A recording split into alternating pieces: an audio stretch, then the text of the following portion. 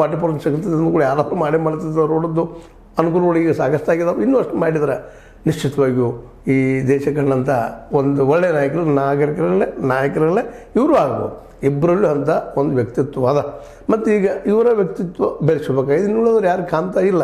ಯಾಕಂದರೆ ಇವತ್ತು ಕೇವಲ ನಾವು ಭಾಳ ಪ್ರಾಮಾಣಿಕದನಿ ಭಾಳ ಒಳ್ಳೆಯವದನಿ ಅಂದರೂ ಸಹ ಯಾರು ಮಾತಾಡ್ಸೋದಿಲ್ಲ. ಯಾಕಂದ್ರೆ ಹಂಗೆ ನೋಡಿದ್ರೆ ಹಿರೇಮಠರು ಆಗಬೇಕಾಗಿತ್ತಿಲ್ಲ, ಎಸ್ ಆರ್ ಹಿರೇಮಠರಂಥವ್ರು, ಮುಂದೆ ದೇವನವ್ರು ಮಹಾದೇವನಂಥವ್ರು ಇವರೆಲ್ಲ ಇವತ್ತು ನಾಯಕ ಆಗಬೇಕಾಗಿತ್ತು. ಜನ ಅವ್ರನ್ನ ಆಯ್ಕೆ ಮಾಡ್ತಾ ಇಲ್ಲ. ಇದ್ದಾಗ ಹಾಗಾದ್ರೆ ಇದ್ದಿದ್ರೊಳಗೆ ಒಳ್ಳೆಯವರು ಯಾರಪ್ಪ, something is better than nothing ಅಂಥ ಸಂದರ್ಭ ಬಂದಾಗ ಸಹಜವಾಗಿ ನಮ್ಮ ಕೈಲಿ ಕಾಣುತ್ತಿರುವಂಥ ವ್ಯಕ್ತಿಗಳು ಇವರು. ಮತ್ತು ರಾಜನವ್ರಿಗೆ ವಯಸ್ಸಾಗಿದೆ.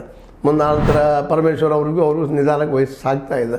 ದಲಿತರ ವಿಷಯ ಬಂದಾಗ ಅವ್ರದ್ದು ಆಗ್ಬೋದು. ಮತ್ತು ಪ್ರಿಯಾಂಕರಿಗೂ ಈಗ ಮೇಲೆ ಎದ್ದು ಬರ್ತಾ ಇದ್ದಾರೆ, ಸಾಧ್ಯತೆಗಳು ಇದ್ದಾವೆ. ಏನೂ ಇರಲಿ, ಕಾಂಗ್ರೆಸ್ ಅಧಿಕಾರಕ್ಕೆ ಬಂದರೆ ಇವರಿಬ್ಬರ ಕಾಂಪಿಟೇಷನ್ ಬೀಳುವಂಥ ಗ್ಯಾರಂಟಿ.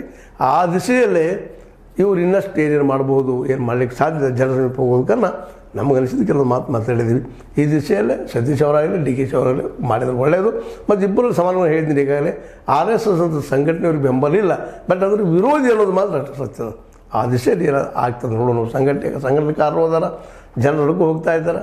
ಸತೀಶ್ ಅವ್ರು ಮಾತಾಡಿದ ಜನರಿಗೆ ಹೋಗ್ತಾ ಇದ್ದಾರೆ. ಡಿ ಕೆ ಶಿ ಅವ್ರು ಮಾತಾಡಿ ಜನರಿಗೆ ಹೋಗೋ ಪ್ರಯತ್ನ ಮಾಡ್ತಾ ಇದ್ದಾರೆ. ಒಟ್ಟಾರೆಯಾಗಿ ಯಾರಾದರೂ ಸಹಿತ ಈ ಕೆಲಸ ಮಾಡಿದರೆ ಮುಂದಿನ ಮುಖ್ಯಮಂತ್ರಿ ಒಳ್ಳೆಯ ಕೆಲಸಗಳು ಜನರ ಸಲ ಮಾಡ್ಬೋದೇನೋ ಅಂತ ಹೇಳ್ತಾ ನಾನು ಅನಿಸಿದ ಕೆಲವು ಮಾತಾಡಿದ್ದೀನಿ.